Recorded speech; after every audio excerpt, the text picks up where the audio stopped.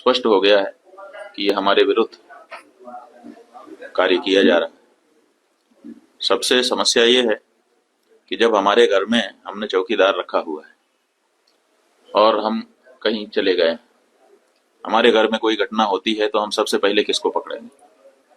सबसे पहले तो चौकीदार को पकड़ेंगे ना, कि तुम कहाँ थे, क्यों ये घटना हो गई तुम्हारे रहते हुए, किस लिए तुमको रखा था। लेकिन यहाँ नहीं ऐसा हो रहा है। यहाँ जो है कहते तो हैं कि हम चौकीदार हैं, लेकिन चौकीदारी अगर की गई होती, हाँ चौकीदार अगर अपने काम में पक्का होता है तो उसके ऊपर आक्रमण करके उसको कोई मार दे, लेकिन फिर कहा जाता है कि इस चौकीदार ने अपना निभाया। यहाँ तो कुछ पता ही नहीं है, कोई लड़ा ही नहीं उनसे, किसी ने उनको रोकने की कोशिश ही कहीं नहीं की। वो आए, घटना की, आराम से चले गए, कहीं पर उनको कोई बाधा नहीं। कहाँ है चौकीदार? और चौकीदार के बारे में चर्चा ही नहीं हो रही है। अब कह रहे हैं हम उनको सबक सिखा देंगे, हम ये कर देंगे, हम वो कर देंगे। पाकिस्तान की धरती से आए थे। अरे भाई, पाकिस्तान की धरती से आए थे, इतनी जल्दी कैसे पता चल गया आपको? और अगर इतनी जल्दी आपको पता चल जाता है तो घटना के पहले क्यों नहीं पता चल गया? और दूसरी बात यह है कि अगर पाकिस्तान से आए तो पाकिस्तान के खिलाफ अच्छी तगड़ी कार्रवाई करिए।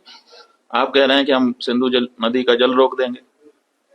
आपके पास जल को रोकने या उसको डाइवर्ट करके अपने ही यहाँ, अपने ही देश में रख लेने का कोई उपाय ही नहीं है। हमने विशेषज्ञों से पूछा कि अगर हम सिंधु नदी का जल पाकिस्तान में जाने से रोकना चाहते हैं तो हमारे पास क्या व्यवस्था है? उन्होंने कहा हमारे पास कोई व्यवस्था नहीं है। अगर हम आज से शुरू करें कि ऐसी व्यवस्था हम बना ले तो पैसा कितना लगेगा वो तो अभी पूछिए ही मत। अगर पैसा पर्याप्त दे दिया जाए, पैसे के कारण एक दिन भी काम ना रुके, तब भी 20 साल लगेगा, तब हम सिंधु नदी का जल रोक पाएंगे।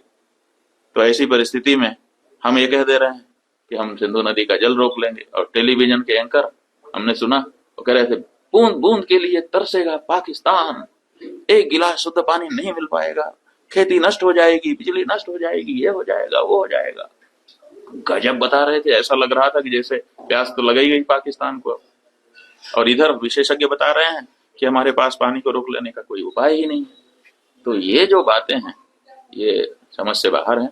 हमारा ये कहना है कि घटना बहुत बड़ी हुई है, इससे बहुत सारी शिक्षा समझ लेने की आवश्यकता है, सबक लेने की आवश्यकता है।